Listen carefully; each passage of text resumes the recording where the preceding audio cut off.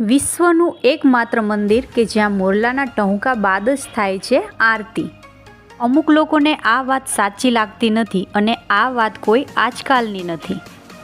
કેટલાય વર્ષો વીતી ગયા, મોરલો આવે છે અને ટહુકા કરવા ક્યાંથી આવે છે એ આજ સુધી કોઈ જાણી શક્યું નથી. મોરલાના ટહુકા બાદ જ આરતીનો પ્રારંભ થાય છે.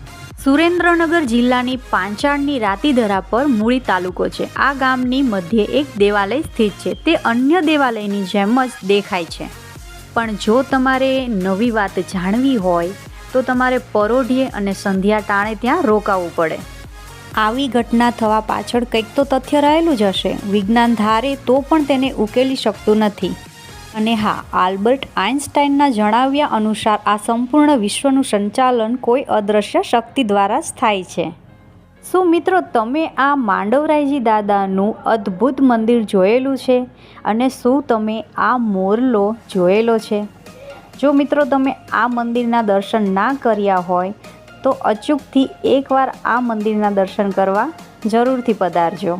જય માંડવરાયજી દાદા.